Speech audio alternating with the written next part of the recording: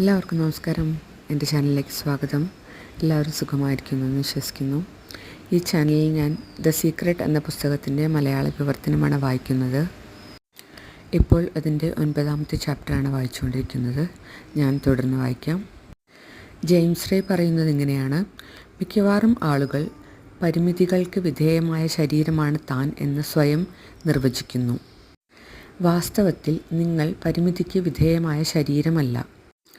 മൈക്രോസ്കോപ്പിലൂടെ നോക്കിയാൽ പോലും കാണാം നിങ്ങൾ ഊർജ്ജമണ്ഡലമാണ്.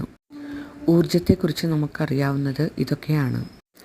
ഒരു ക്വാണ്ടം ഫിസിക്സ് ശാസ്ത്രജ്ഞനോട് ചോദിക്കുക, ഈ പ്രപഞ്ചം എന്തുകൊണ്ടാണ് സൃഷ്ടിച്ചിരിക്കുന്നത്? അദ്ദേഹം പറയും, ഊർജ്ജം എന്ന്.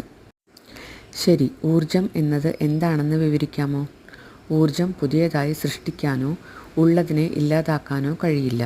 അത് എപ്പോഴും ഉണ്ടായിരിക്കും. ഇപ്പോഴും ഉണ്ട്, എപ്പോഴും ഉണ്ടായിരിക്കുകയും ചെയ്യും. ഈ പ്രപഞ്ചത്തിൽ ഉള്ളതെല്ലാം എപ്പോഴും ഉണ്ടായിരിക്കുന്നതാണ്. അവ ഒരു രൂപാവസ്ഥയിലേക്ക് വരുന്നു, രൂപാവസ്ഥയിൽ നിലനിൽക്കുന്നു, രൂപാവസ്ഥയിൽ നിന്ന് പുറത്തു പോകുന്നു. ഒരു ആധ്യാത്മിക വ്യക്തിയോട് ചോദിക്കുക, എങ്ങനെയാണ് പ്രപഞ്ചം ഉണ്ടായത്? ഉത്തരം ഇങ്ങനെയായിരിക്കും: ദൈവം. ദൈവം എന്നാൽ എന്താണെന്ന് വിവരിക്കാമോ?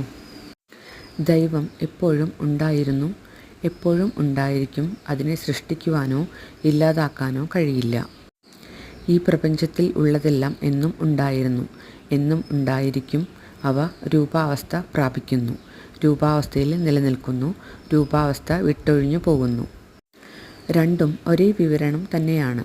വ്യത്യസ്തമായ പദപ്രയോഗങ്ങൾ ഉപയോഗിക്കുന്നു എന്നു മാത്രം. അതിനാൽ ഈ ചലിക്കുന്ന മാംസപിണ്ഡമാണ് ഞാൻ എന്ന് നിങ്ങൾ ചിന്തിക്കുന്നുണ്ടെങ്കിൽ മാറി ചിന്തിക്കുക. നിങ്ങൾ ഒരു ആത്മീയ അസ്തിത്വമാണ്, ഒരു വലിയ ഊർജ്ജമണ്ഡലത്തിനകത്തുള്ള ഒരു ഊർജ്ജമണ്ഡലമാണ്. ഇതെല്ലാം ചേർന്ന് എങ്ങനെയാണ് നിങ്ങളെ ആത്മീയ സാന്നിധ്യമാക്കി മാറ്റുന്നത്? എൻ്റെ അഭിപ്രായത്തിൽ ഈ ചോദ്യത്തിനുള്ള ഉത്തരമാണ് രഹസ്യം നമുക്ക് നൽകുന്ന ഏറ്റവും വിശിഷ്ടമായ പാഠം. നിങ്ങൾ ഊർജ്ജമാണ്.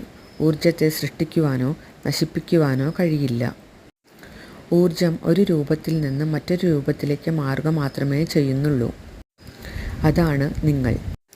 നിങ്ങളുടെ യഥാർത്ഥ സത്ത, നിങ്ങളിലെ പരിശുദ്ധമായ ഊർജ്ജം എന്നും ഉണ്ടായിരുന്നു, എന്നും ഉണ്ടായിരിക്കുകയും ചെയ്യും.